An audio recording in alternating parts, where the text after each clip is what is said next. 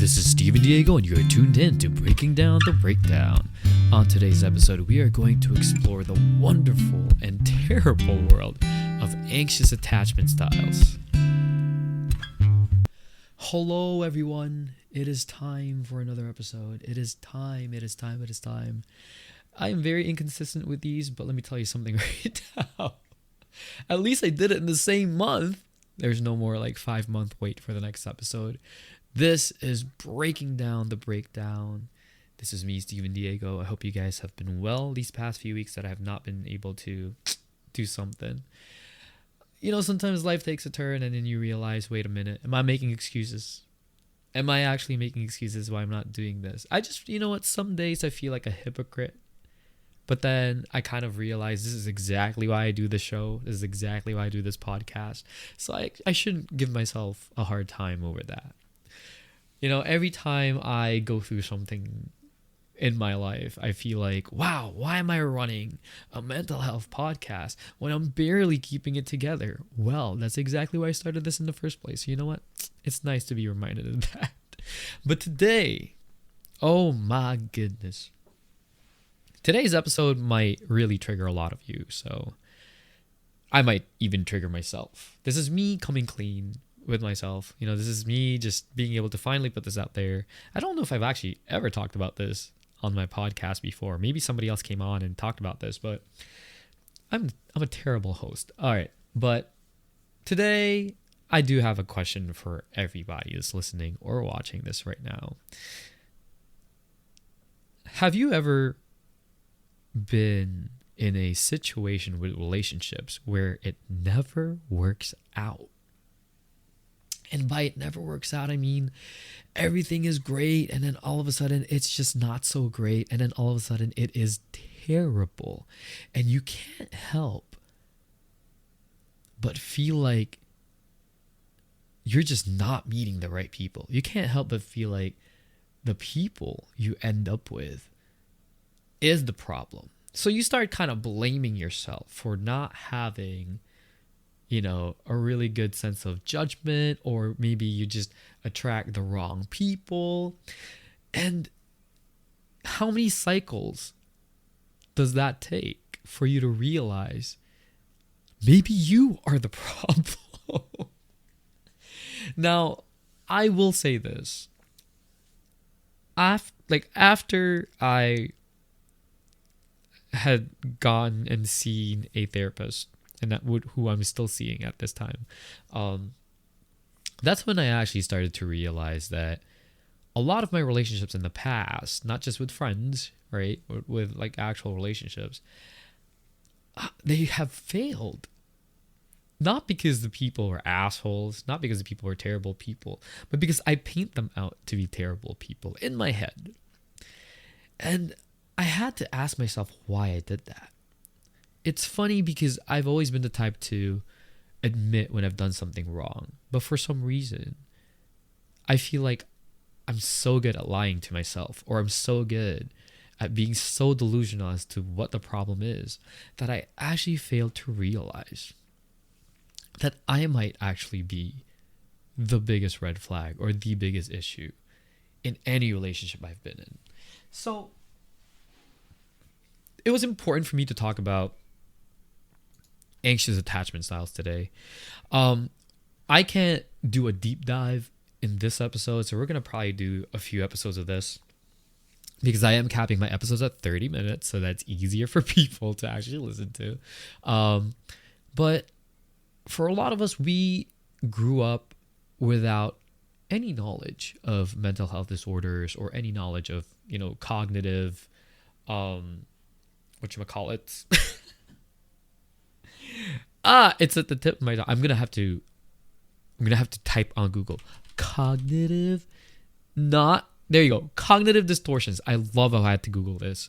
A lot of us did not realize what cognitive distortions were. And especially worse if you came from, and I would say this, a third world country like I did, in which superstitions and religion is actually what really governs the entire nation. I mean, yes, there's science involved, but living in smaller pockets within the cities some of these places, like we actually, well, I still do. I believe in spirits. That's just me. Don't worry. I'm not going to force that into people. But this is what I grew up on. So not once, whenever anybody would have a panic attack or people would start to feel weird, the last thing they think of is it's a mental health disorder or you are truly leaning into your cognitive distortions at the moment. It is not that.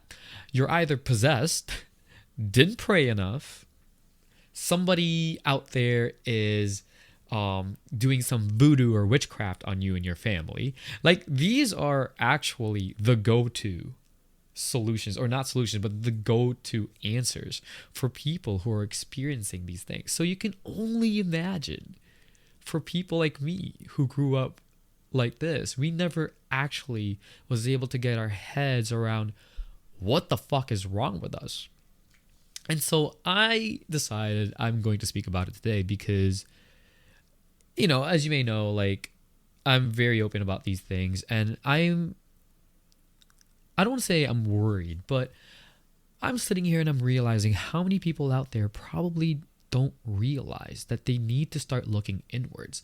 Because for a lot of people, when I say look inwards, so many times we speak with our friends and families or whoever it is that we talk to whenever relationships fail or ends or whatever it is.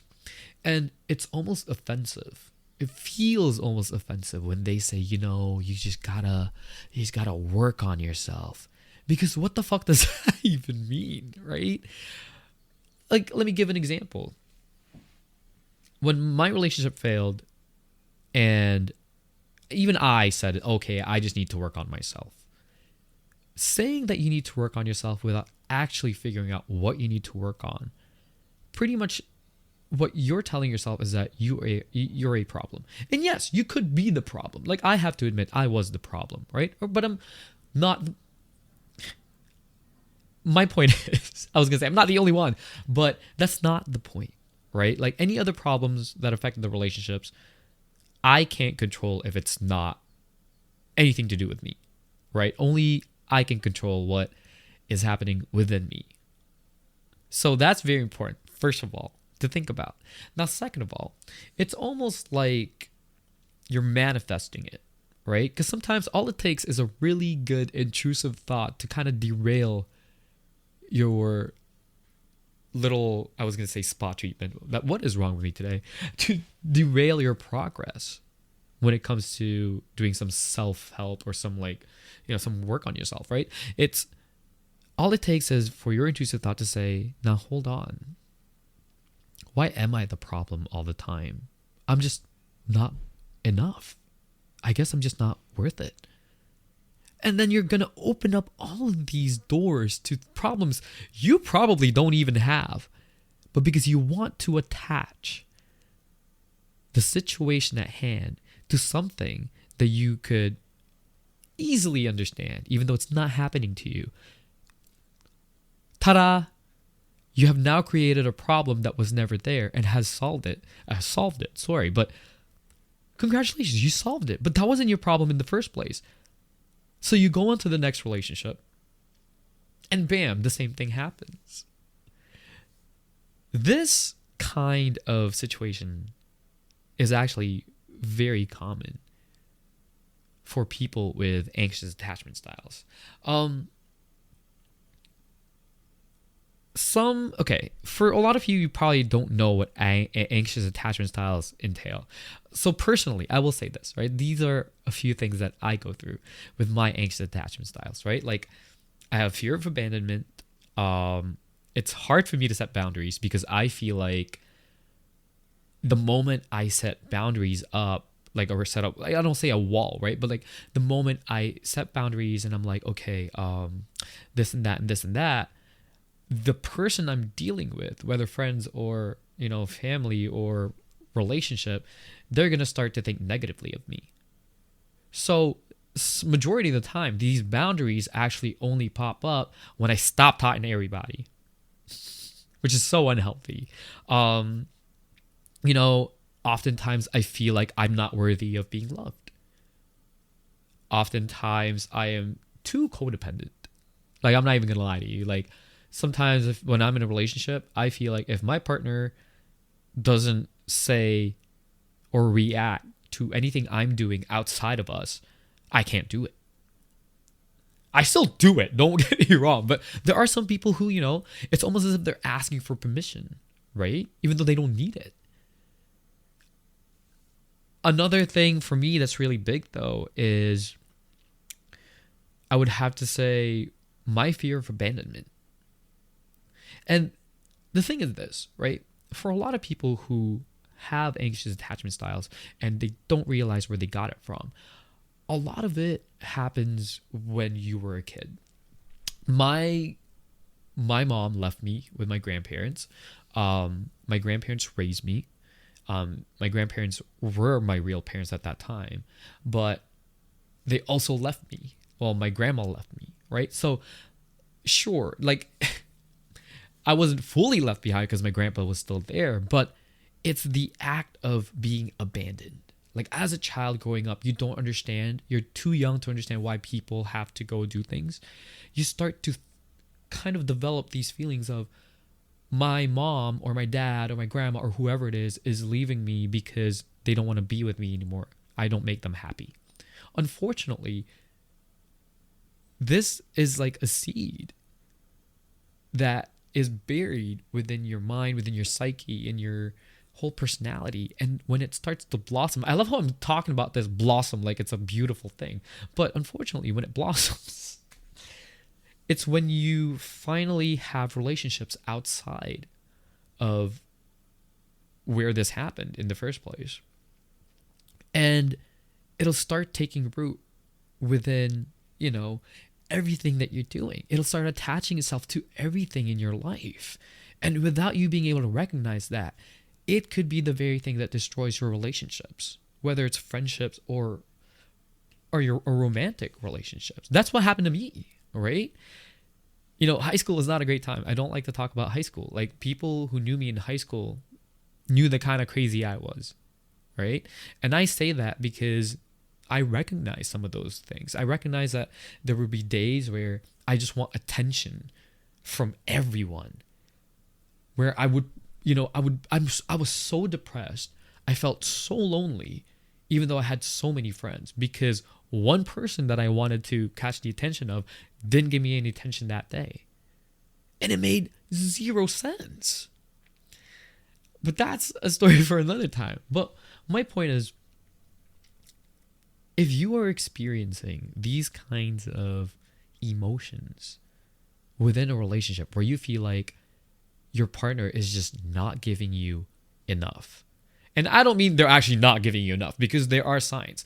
It's when you start to feel like, hold on, my partner does A, B, C, D, F without me asking them. But because my partner didn't do G and went straight to H to Z, I don't think they're giving me enough. If I phrase it that way, is it still fair to say that, oh, well, maybe you should leave them because you know what, you're too good for them?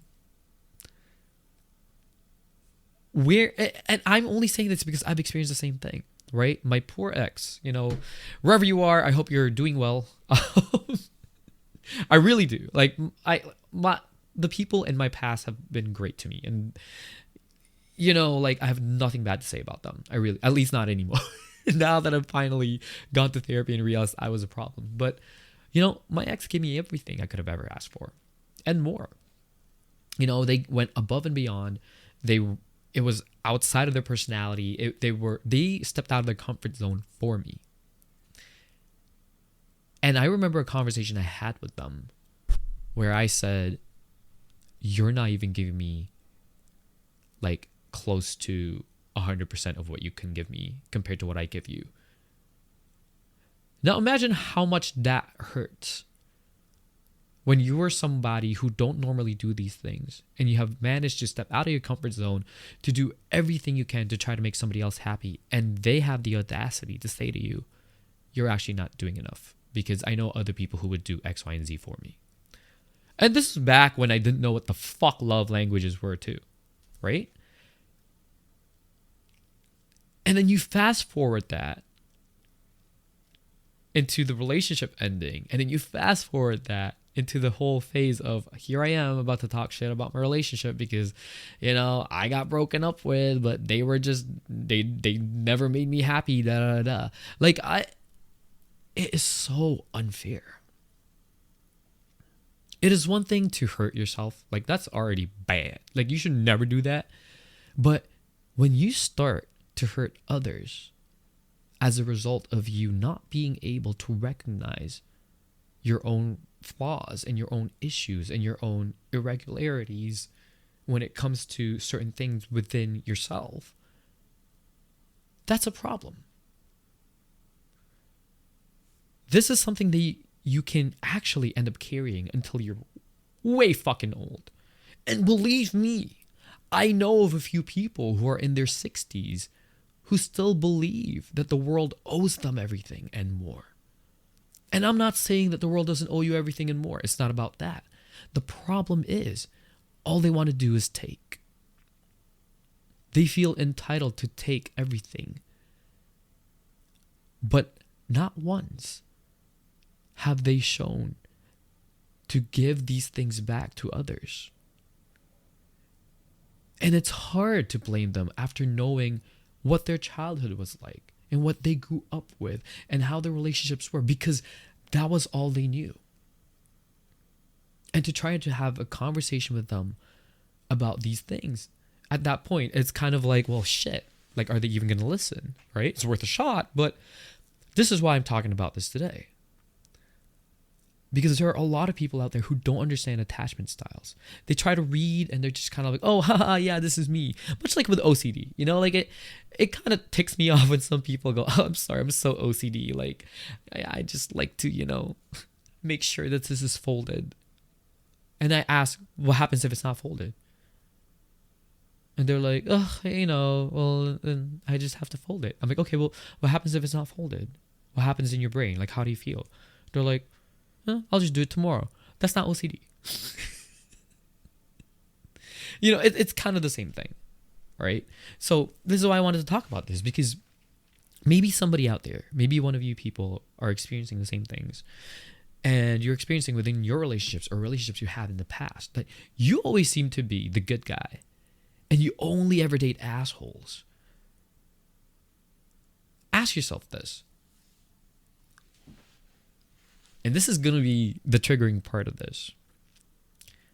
Have you ever had an argument with a partner where your arguments were completely made up in your head?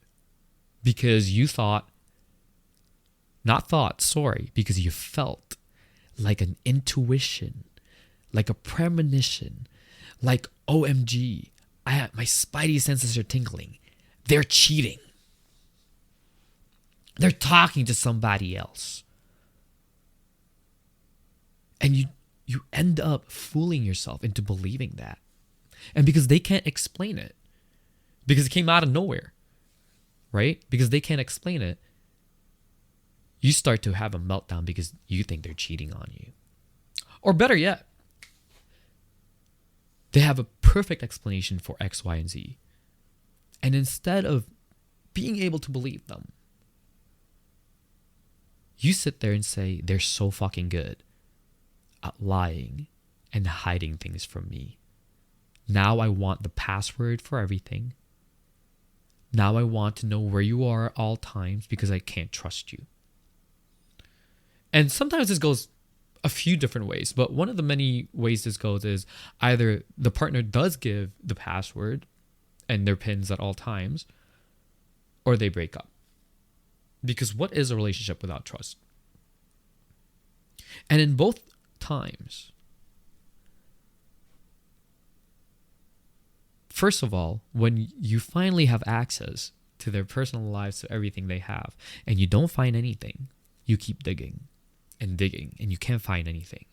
And you're convinced that there may be another device, there may be another email, there may be another this, another that. You're never satisfied. You want to believe that they are doing you wrong even though they're not. Because your intrusive thoughts are telling you that you're right, you're onto something because of this one incident that happened. And on the flip side of it, when they decide to break up with you because they don't want to be in a toxic relationship, they don't want to be, persecuted for things they never did, you end up saying, I fucking knew it. You're a fucking liar. You're a cheater. Don't fucking talk to me ever again. I can't believe this. I always end up with people like you.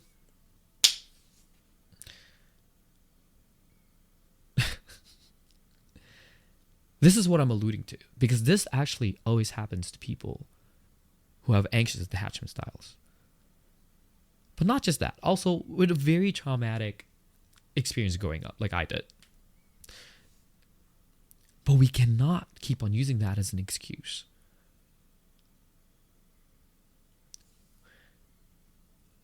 I'm going to go and say this. Maybe the partner you have is not the right one for you. Maybe they haven't done anything wrong, right? And you still feel this way. I'm not saying it's entirely a you thing, but you do need to find a partner who is supportive of what you're going through and wants to learn it with you and wants to understand you better. And you have to allow them to do that for you, because this is not a joke. Right? And everybody has different attachment styles. There's disorganized, there's the secure one, which we all aspire to be, but not all of us are lucky to be there. But it's always very interesting for me when people don't want to see a therapist because they see it as a sign of weakness. What do you guys think happened in therapy? It's just a space that allows you to actually explore what you were going through with no judgment whatsoever. And I will say this though, right? You have to find a good therapist and you're able to do that. And it does take many tries sometimes, but you cannot give up. Sometimes they just, the therapists you find are just not specialized in what you have. Recognize that and move on. I love how I'm bouncing back and forth here, only because I'm convinced that after you actually hear this, that after you guys watch this or listen to this, you're going to realize, shit, maybe I was wrong all this time.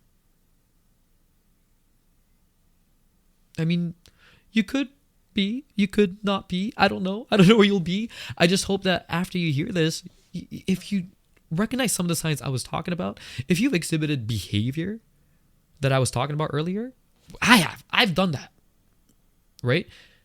Am I ashamed to say that? Of course I have. But not because, oh God, this is so embarrassing. No, it's not like that. Because I'm ashamed because I actually put people through the ringer. I put a few people in my life through hell. I put some of my best friends through this, by the way. And they're still here with me. I love them.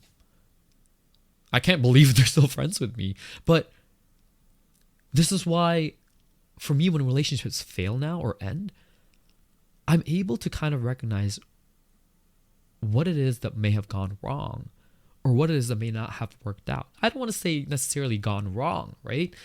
Sometimes it's wrong time, right person. Sometimes it's, again, maybe kind of the same thing. Like, I got to work on myself. They need to work on themselves. Sometimes it really is just, so incompatible because nothing in common. But for people with anxious attachments, this is very hard to understand because we want to just hold on.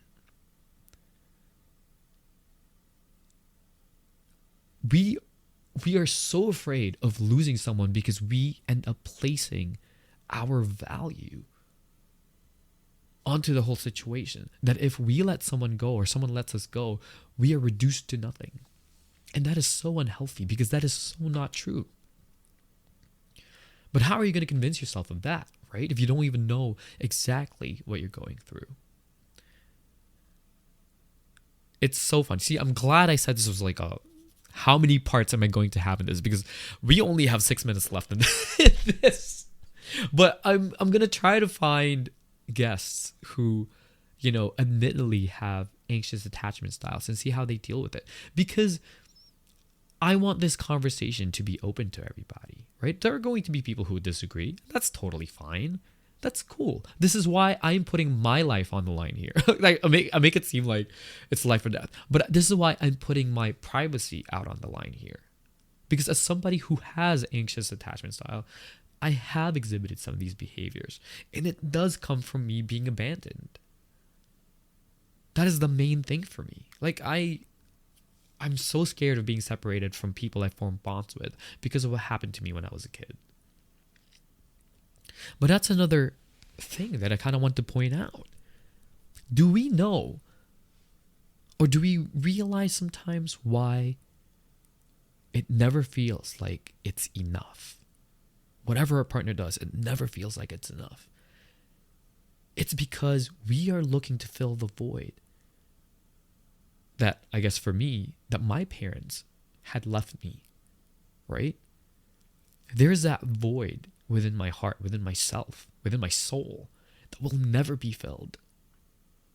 And I never recognized that. I never realized that. But now knowing it puts it into perspective of any time I feel like my partner's this and that and this and that, that's actually not their fault.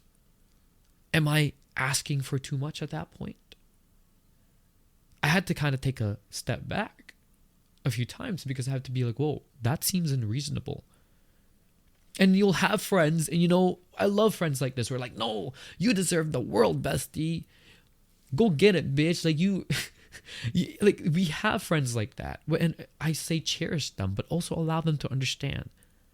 When are they supposed to cheer us on?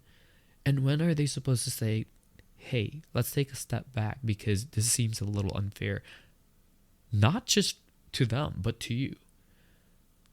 Because if you're going to set up expectations for people, for your partners, expectations that they can never, ever achieve because they are not your parents who left you when you were 2, how the fuck are you going to move forward in the relationship?